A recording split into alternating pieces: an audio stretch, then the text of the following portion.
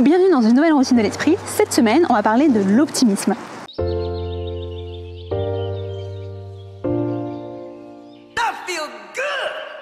Bonjour, pour me soutenir, n'hésitez pas à vous abonner et à activer la cloche de notification. On a la réputation en France d'être les champions du monde du pessimisme, d'être des râleurs.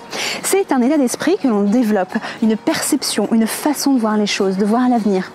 L'optimisme, ce n'est pas de la naïveté, ce n'est pas prétendre que la vie est rose ou parfaite. Les optimistes ont parfaitement conscience des aléas, des difficultés, des problèmes, mais ils font le choix volontaire de se concentrer sur le positif. Le pessimiste, lui, il va plutôt voir le verre à moitié vide, il va se concentrer sur les difficultés, les problèmes, il va anticiper les échecs. Pour une seule et même situation, chacun va voir ses propres filtres, sa propre interprétation. La première différence est qu'un pessimiste va voir les événements négatifs comme permanents, alors qu'un optimiste va les voir comme temporaires. Il va faire preuve d'une plus grande résilience et va pouvoir mieux rebondir. Si par exemple vous perdez votre emploi, vous pouvez vous dire de toute façon je ne trouverai jamais de nouvel emploi. Ou alors vous dire je n'ai temporairement plus d'emploi, je vais mettre en place un plan d'action pour en trouver un nouveau. L'autre différence est la cause de l'échec qui va être interne pour un pessimiste. Il va avoir tendance à se blâmer, se rendre responsable de l'événement négatif. Alors qu'un optimiste, lui, il va plutôt chercher des causes externes. Si par exemple un collègue vous répond un peu sèchement, vous pouvez penser il ne m'apprécie pas du tout. Ou alors vous dire que votre collègue peut être préoccupé ou avoir des soucis personnels. Et enfin, le dernier point, c'est la généralisation. Un pessimiste va avoir tendance à la généralisation s'il essaie par exemple une nouvelle activité comme le surf et qu'il n'y arrive pas, il va penser je suis nul, je suis un bon à rien. Alors que pour un optimiste, l'échec va être spécifique à cette expérience sans remettre en cause le reste de ses compétences, de ses talents. Une situation ne va pas être le reflet de l'ensemble de sa vie. Le pessimisme peut accroître l'anxiété, le stress et la vulnérabilité.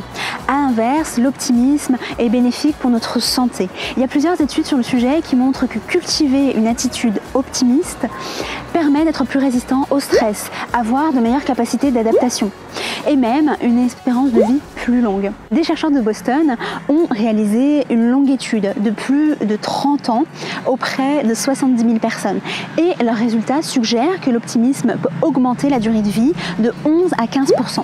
L'optimisme a un impact positif sur le bien-être mental et physique. Être optimiste permet également d'avoir un risque de maladie cardiovasculaire inférieur de 35%. Les optimistes font preuve d'une plus grande persévérance et sont donc plus susceptibles d'atteindre leurs objectifs. Une étude a été réalisée auprès de nageurs. Ils devaient nager le plus rapidement possible. À la fin de l'épreuve, les entraîneurs ont faussé les résultats. Ils ont légèrement augmenté le temps réellement réalisé pour créer un sentiment de frustration, d'échec chez les athlètes. Après un repos de 30 minutes, les nageurs devaient réaliser la même épreuve. Et les nageurs optimistes ont fait le même temps, voire ont nagé plus rapidement. Par contre, les nageurs pessimistes ont nagé plus lentement. Les optimistes ont utilisé cet échec comme un carburant pour augmenter leur performance. Une part d'optimisme est déterminée génétiquement, environ 25%. Notre environnement, notre statut jouent également un rôle, mais il reste une part dans laquelle on peut encore agir. Vous avez la possibilité d'augmenter votre optimisme. Il y a une étude qui a notamment été publiée dans une revue scientifique. Ils ont séparé les participants en deux groupes. Le premier groupe devait cultiver les pensées positives au quotidien, les pensées positives face à l'avenir. Et le deuxième groupe ne devait pas faire d'efforts particuliers. Le niveau d'optimisme du premier groupe a augmenté et certains participants ont même déclaré se sentir plus optimistes au bout seulement d'une journée. Comme beaucoup de choses, l'optimisme est à cultiver avec modération. Un excès d'optimisme peut nous faire basculer dans le déni, nous éloigner de la réalité. Être optimiste ne signifie pas arriver à un entretien d'embauche les mains dans les poches, en vous auto-persuadant d'être le meilleur.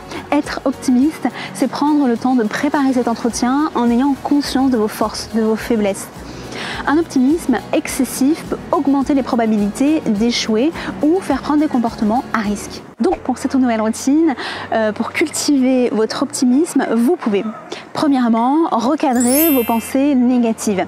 Certaines pensées négatives sont infondées ou injustifiées. Lorsqu'une pensée négative vous traverse, essayez de la remettre en question. Quelles sont les preuves? Qu'est-ce qui vous fait penser cela? Et trouvez des contre-arguments. Je vous recommande de regarder la routine dédiée au biais de négativité. Deuxièmement, apprenez à voir le verre à moitié plein. Dans votre vie de tous les jours, au quotidien, essayez par exemple de porter un autre regard sur vos erreurs, vos échecs, vos événements négatifs et réfléchissez aux enseignements positifs. Qu'est-ce que vous avez appris? Et enfin, entourez-vous de personnes optimistes. L'optimisme est contagieux. Sachez vous entourer de personnes positives et optimistes. Je vous remercie d'avoir regardé cette nouvelle vidéo. Je vous retrouve dans 15 jours pour une nouvelle routine. D'ici là, je vous souhaite beaucoup d'optimisme et on se retrouve sur les réseaux sociaux. Très bonne journée et à bientôt.